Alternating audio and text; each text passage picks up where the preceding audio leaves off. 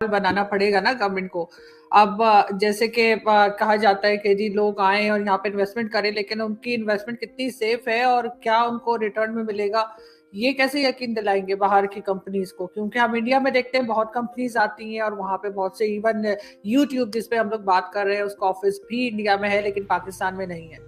जय हिंद दोस्तों, मैं महेंद्र शर्मा स्वागत करता हूं वन वर्ल्ड हिंदी में आपका। उम्मीद करता हूं आप खुश और स्वस्थ हैं। दोस्तों आइए दिखाते हैं पाक मीडिया की एक और लेटेस्ट डिबेट, जिसमें कैसे पाकिस्तान के बारे में डिस्कशन किया गया है आरजू काजमी और कमर चीमा ने कि पाकिस्तान में एफएटीएफ की ग्रे लिस्ट से निकलने के बाद क्या एफडीआई आएगी। तो कहीं ना कहीं आज इन्होंने भारत के साथ कंपैरिजन करके सीधा सीधा बताया कि कैसे भारत के लोगों की जो परचेजिंग पावर है वो बढ़ चुकी है और विश्व की सभी कंपनियां भारत में आके अपना व्यापार करना चाहती है। तो कहीं ना कहीं आज पाकिस्तानी इतने लेजी हो चुके हैं कि पाकिस्तान में अब आने वाले समय में कोई भी एफडीआई लाना ही नहीं चाहता है। अगले 10-15 सालों तक सिचुएशन यही रहेगी। तो कहीं ना कहीं आज पाकिस्तान की जो मीशत है और पाकिस्तान की इकोनॉमी है वो तबाह हो चुकी है। दूसरी तरफ अगर देखा जाए तो चाइनीज पैसा भी पाकिस्तान में बहुत आया है और वो पैसा आने के बाद कहां से आके कहां निकल गया ये आज तक ना ही तो पाकिस्तान की आवाम को पता है और ना ही पाकिस्तान के जो इदारे हैं उनको पता है। तो कहीं ना कहीं ये भ्रष्टाचार के को लेके चाइना से भीख मांगते रहते हैं और हमेशा से आईएमएफ के आगे गिड़गिड़ाते रहते हैं, जबकि दूसरी तरफ ये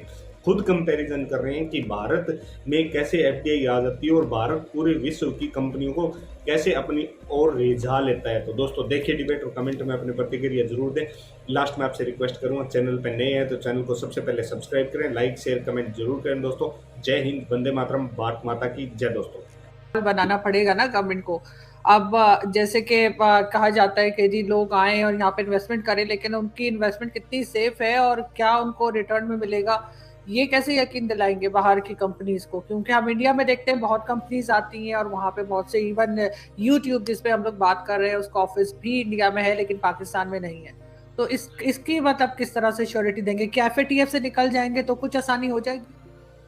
नहीं मैडम, इसका कोई एफएटीएफ से मेरा नहीं ख्याल ताल्लुक है। हुँ। इसका ताल्लुक देखिए इंडिया में, आप ये जो बात कर रही है ना मैडम, ठीक है, देखिए इंडिया के अंदर तो एक एनवायरनमेंट बदल गया। वहां पे India is the third largest country in terms of purchasing power parity. It means कि दुनिया में जो बाइंग कैपेसिटी है, आप कितने लोग कितनी चीजें खरीदते हैं, ठीक है, वो डिटरमिन कर, अगर उस पैरामीटर को लें तो India comes third in the world. तो आप इमेजिन कर लें कि जो लोग चीजें बनाते हैं उनके लिए इंडिया जाना कितना जरूरी है। वो भले कोई भी इस्तेमाल की चीज हो, वो लैपटॉप हो, मोबाइल हो, खाने की चीजें हो, जो भी हर किस्म की इन्वेस्टमेंट दुनिया में तीसरे नंबर पे आ रहा है, ठीक है। अब और वहां पे आप देखें 100 से ज्यादा तो वहां यूनिकॉर्न्स आ गई। Unicorn means one unicorn is equal to $1 billion. तो इतने बड़े स्टार्टअप्स आ रहे हैं, इतनी इन्वेस्टमेंट्स आ रही हैं। गो के इंडिया बहुत बड़ा है और ये कुछ भी नहीं, मैं समझता हूँ ये पीनट्स है उनके लिए, जितना बड़ा वो मुल्क है और जितना वो गाँव में है, विलेज में। अभी तो ये अभी पॉकेट्स हैं वहां पे, जैसे मुंबई है, दिल्ली है, या और बहुत सारे शहर हैं, बेंगलोर है और बहुत सारे, हैदराबाद है। ये तो पॉकेट्स डेवलप हो रही है। अभी नीचे ट्रिकल डाउन बहुत ज्यादा होना है वहां पे, and it will take definitely lot of time because मुल्क बहुत बड़ा है। हमें जो चीज चाहिए, पहले तो इस चीज की अकाउंटेबिलिटी होनी चाहिए कि जो चाइना से पैसा आया उससे इकोनॉमी ऊपर क्यों नहीं गई। क्या उससे सिर्फ इंफ्रास्ट्रक्चर बना, ये क्वेश्चन है। अगर इंफ्रास्ट्रक्चर बना है तो फिर आपकी अपनी एक इंडस्ट्री क्यों ऊपर नहीं गई।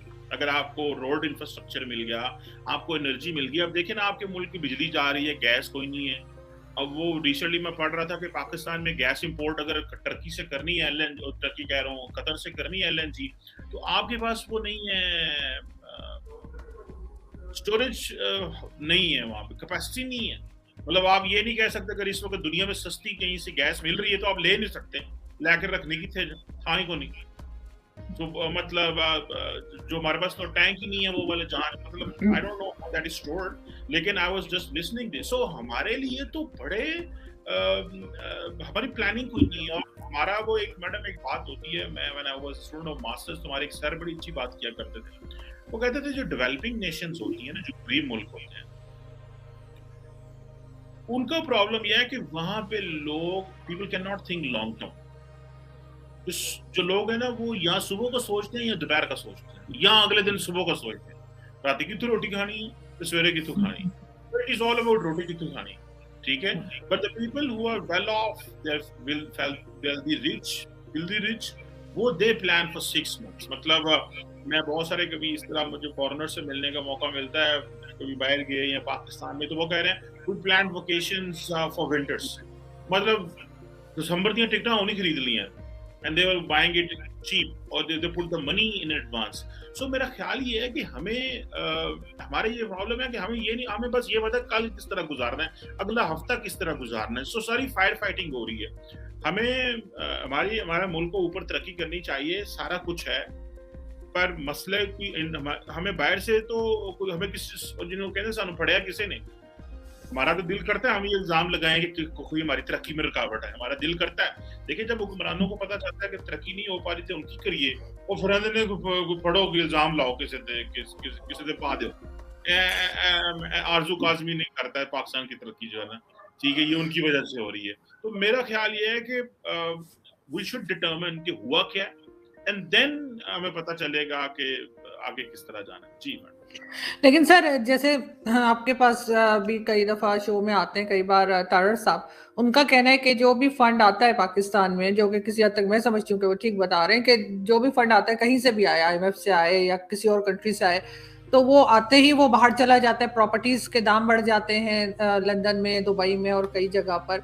तो मेरा ख्याल है वो किसी हद तक सही करें, लेकिन क्या आप एग्री करेंगे कि वाकई में जो पैसा आता है वो पाकिस्तान में लगने के बजाय दोबारा बाहर चला जाता है, और यही कुछ लोग हैं गिने चुने जो कि जिनके जेब भरती चली जा रही है? अब देखें ना, गवर्नमेंट को इस पे थोड़ा सा तो ध्यान देना होगा ना कि लोग 2-2 चैनल बना रहे हैं, तो फंड कहाँ से आ रहा है और फंड कहाँ को जा रहा है, तो इस पे क्या कहेंगे आप सर? देखिए मैडम, 2 चैनल हो या 4 चैनल या 6 चैनल, क्वेश्चन ये है कि गरीब आदमी को रोटी कैसे मिलेगी। आप इस चीज पे बात करने की आज मुल्क के अंदर जरूरत है। मेरे चैनलों से या आपके चैनल से क्या होगा, या किसी और के चैनल से क्या होगा? हर बंदा देखिए, मैं I am teaching in a university, I do part time work करता हूँ, मैं कुछ और भी करता हूँ। सो क्वेश्चन मेरा या आपका नहीं है, क्वेश्चन ये होता है कि large section of the society क्या करती है, उसके क्या वो इश्यूज हैं। जो तारड़ साहब की बात कर रहे हैं, he is absolutely right, absolutely he is right, कि जब पैसा आया तो पैसा गया। ये जो मैं आपको चाइना वाली बात कर रहा हूँ, यही तो कर रहा हूँ। और भाई किधर गया वो इन्वेस्टमेंट? भाई अगर 30-40 अरब डॉलर इस मुल्क में गिरा है, तो भाई उसका कोई तो पता लगे ना, किधर कहीं तो तरक्की हुई है ना, वो कितने हुई है वो भी तो बताएं हमें। तो तारड़ साहब बिल्कुल सही बात करते हैं वो, और वो basically he is also giving the historical reference जो माजी में होता रहा। पैसा फ्लाई कर जाता है, बाहर किकबैक्स ले लेते हैं। बहुत सारे लोग कह रहे हैं जी हमें यहाँ पैसा नहीं, हमें दो कि अमेरिका दे दो, इंग्लैंड दे दो, कहीं और दे दो, दुबई में दे दो, क्योंकि हमें फिर यहाँ से पैसा लॉन्डर करने में मुश्किल होती है।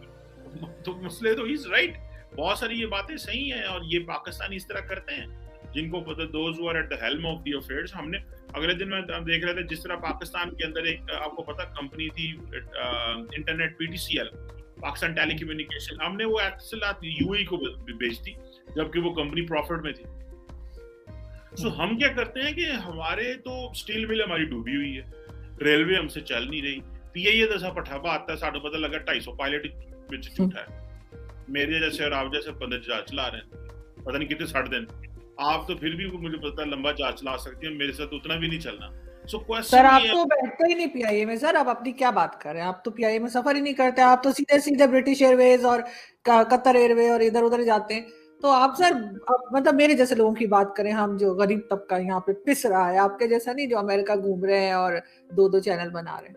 जी देखिए मैडम, मैं तो सिंपल सी बात है, मैं कुछ स्पेस पे तो नहीं जाता, जहाज पे जाता है, सारी दुनिया जहाज पे जाती है जहाँ की जाती है, और जहाज उड़ के लेके जाता है, भावे कतर एयरवेज हो, भावे ब्रिटिश हो, भावे जो है ना, कल को पता चले आरजू काजमी ने काजमी एयरलाइंस खोल ली है और वो कह रही है और जहाज भर के चले हैं, तो मतलब कल को क्या पता, ठीक है, और हमारी लॉटरी निकला है, हमारी उसमें पता चले जी कमर चीमा को फ्री टिकट उसके लिए फॉर लाइफ जो है, हम फिर आपका जहाज जो है ना वो इस्तेमाल कर लेंगे। तो क्वेश्चन यहाँ पे मैडम ये है कि आप जो है मुल्क की बात के हवाले से ये है कि जो पैसा फ्लाई कर रहा है, जो पैसा इस मुल्क के अंदर आया, उसका क्या करना है, वो कहाँ पे लगा है, और उससे कितनी GDP ग्रोथ हुई है हमारी, उस पैसे की एक्चुअल। और मजे की बात है, आप इससे सवाल नहीं कर सकते, ऊपर से चाइनीज की क्वेश्चन आ गए, वो कह रहे हैं भाई आप सिक्योरिटी नहीं दे रहे, अब तो हम डिस्ट्रिक्ट लेवल पे कमेटीज बन गई उनकी सिक्योरिटी।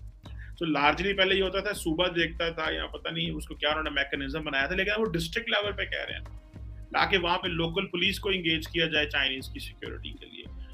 और ये एक बहुत बड़ा सवाल है अर्जू साहब, दुनिया ये सवाल करेगी हमसे कि चाइनीज ने इन्वेस्टमेंट की तो पाकिस्तान के अंदर तब्दीली नहीं आई। हम इस इन्वेस्टमेंट को दिखा के दुनिया को बताना चाहते थे कि पाकिस्तान में आए, हालात साजगार हो गए हैं, स्पेस मौजूद है, काम हो सकता है। जब इस इन्वेस्टमेंट की वजह से क्वेश्चन मार्क लगा है तो जिसको और लेके आना था पाकिस्तान में, अब वो भी तो सोचेगा कि भाई उन्होंने की बना है जो साडा बनना है। तो उनको तो पता होगा ना सर कि इन्वेस्टमेंट कहाँ जा रही है। जाहिर है कि हमारी फौज के कई रिटायर्ड जनरल्स हैं जिन जिन इदारों का आपने नाम लिया, चाहे वो पीआईए हो चाहे स्टील मिल हो, सब वहां लगे हुए हैं और वहां से सैलरीज उठा रहे हैं, और यही लोग कॉर्नर के प्लॉट ले रहे हैं, यही लोग बाहर प्रॉपर्टीज बना रहे हैं, और साथ साथ कुछ पॉलिटिशियंस भी। तो लोग अब इतने बेवकूफ नहीं रहे।